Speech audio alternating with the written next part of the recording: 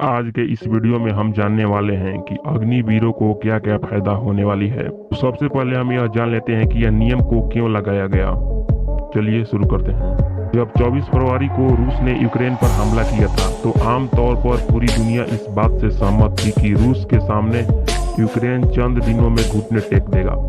लेकिन चंद दिनों वाला युद्ध 4 महीने तक खिंच चुका है और ऐसा इसलिए हो पाया है क्योंकि यूक्रेन ने पश्चिमी देशों की मदद से रूस को चुनौती देने के लिए पारंपरिक तरीके से ज्यादा भविष्य के हथियारों का इस्तेमाल किया। जाहिर है कि रूस यूक्रेन युद्ध ने दुनिया में भविष्य में होने वाले युद्ध फ्यूचर वार की झलक दिखाती है। ऐसे में आने वाले युद्ध सैनिक से ज्यादा आधुनिक हथियारों और तकनीकी से लड़े जाएंगे, जिसके लिए न केवल तकनीकी इस्तेमाल करने में माहिर सैनिकों को जरूरत पड़ने वाली है, बल्कि ड्रोन, मिसाइल, साइबर हथियार के बड़े पैमानों पर निवेश की भी जरूरत पड़ने वाली है। भविष्य की युद्ध है अमेरिकी, चीन जैसे प्रमुख देशों के लिए तैयारी भी शुरू कर दी है। ऐसे में चीन जैसे मजबूत पड़ोसी को टक्कर देने के लिए भारत को भी रणनीति पर अपनी सेना को तैयार करने की चुनौती है। थोड़ी बात कर लेते हैं पेंशन के बारे में कि पेंशन क्यों हटा दिया गया है। साल 2022-23 के रक्षा बजट के अनुसार भारत करीब 22% रकम 1.19 लाख करोड़ रुपए पेंशन पर खर्च करता है, जिसके कारण आधुनिक हथियारों में इस पैसा को काम आ सकता है, जिसके कारण पेंशन को बंद कर दिया गया है। अब सबसे बड़ा सवाल यह आता है कि 4 साल के बाद क्या करेंगे अग्निवीर। 25% को अस्थायी सेवा में रखा जाएगा, लेकिन बाकी 75% का भविष्य क्या होगा। इस सवाल के जवाब में रक्षा मंत्री राजनाथ सिंह ने बताया था कि मंत्रालयों और राज्य सरकारों ने इच्छा जताई है कि वहां के मंत्रालयों का कॉर्पोरेशन की भर्ती में अग्निवीर की सेवा दे चुके युवाओं को वरीयता दी जाएगी।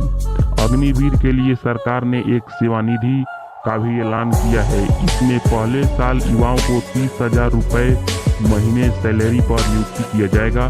इसके अलावा उन्हें EPF, PPF की सुविधा भी मिलेगी और पहले साल अग्निवीर का कुल सालाना पैकेज 4.76 लाख रुपए होगा और चौथे साल तक सैलरी बढ़ाकर 40,000 रुपये यानी सालाना पैकेज 6.90 लाख का कर दिया जाएगा।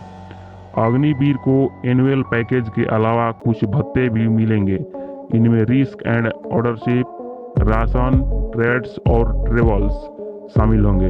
सर्विस के दौरान डिसेबल होने पर नॉन सर्विस पीरियड का फुल पे और इंटरेस्ट भी मिलेगा।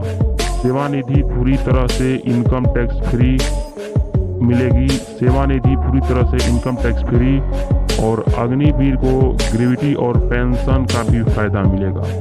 अग्निवीर को भारतीय सशस्त्र बलों में उनकी अवधि के लिए 48 लाख रुपए का गैर आवासीय जीवन बीमा कवर भी मिलेगा और सेवा के दौरान मृत्यु होने पर भी 44 लाख रुपए की अतिरिक्त अनुग्रह राशि दी जाएगी।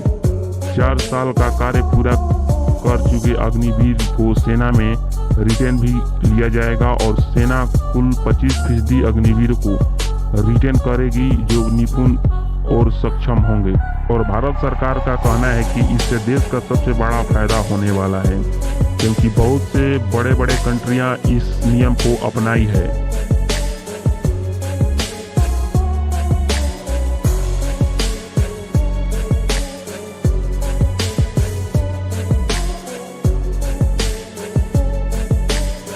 जिसके कारण भारत को भी अपनाना पड़ रहा है और इससे भी देश का युवाओं को भी सबसे अच्छा होगा, क्योंकि बहुत से अरे युवाओं को आर्मी में जाने का सपना पूरा नहीं हो पा रहा था क्योंकि सीट कम था।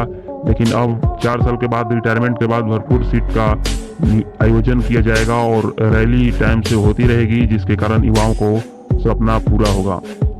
इस तरह का इन्फॉर्मेटिव वीडियो के लिए हमारे वीडियो को लाइक तथा चैनल सब्सक्राइब करें। चलिए मिलते हैं हम अगले नेक्स्ट वीडियो में।